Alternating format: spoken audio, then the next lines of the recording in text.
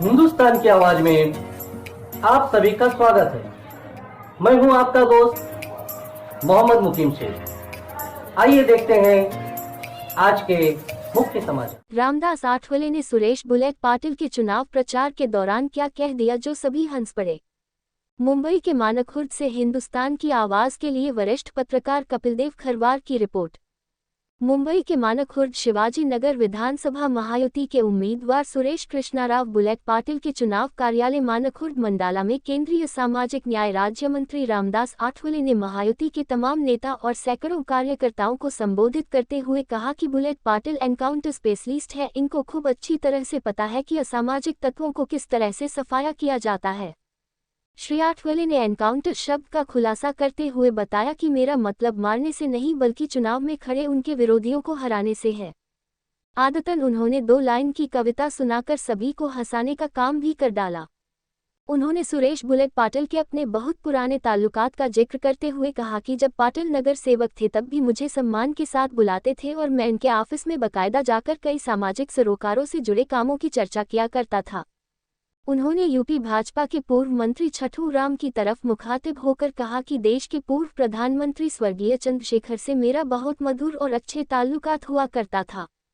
जब मुझे संसद में बोलने का मौका नहीं दिया जाता था तब वो लोकसभा स्पीकर से यह कहकर मौका दिलवाते थे कि आठवले दलित समाज के बड़े नेता हैं, इनको बोलने दिया जाए।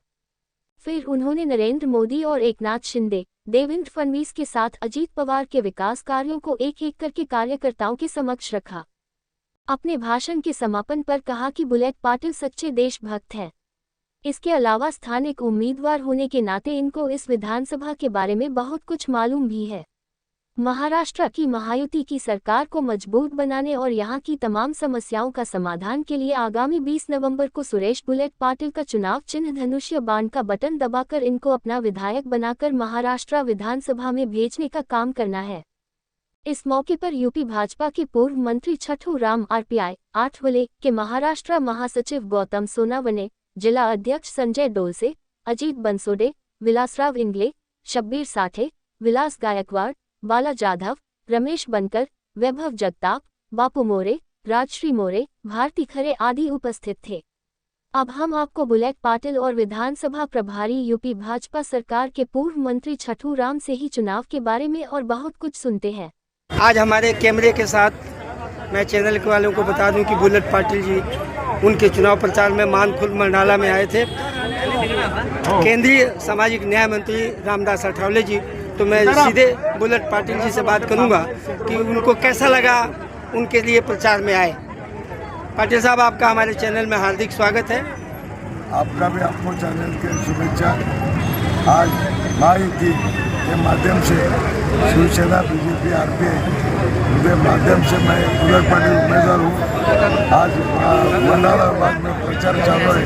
आज माननीय केंद्र मंत्री रामदास जी आठवले आरपीआई के राष्ट्रीय अध्यक्ष हैं, इन्होंने इधर आके आज प्रचार रैली को संबोधित किया और प्रचार रैली को संबोधित करके महायुति का उम्मीदवार बुलेट पाटिल यानी मुझे उन्होंने आशीर्वाद दिया और चुन के आएंगे ऐसा आशीर्वाद दिया, इसलिए उनका मैं आभारी हूँ। पिछले कई साल से आप चुनाव लड़ रहे हैं, इस बार आपके पास चुनाव चिन्ह धनुष बाण है, तो क्या इस बार 2024 में आपका तीर निशाने पर लगेगा?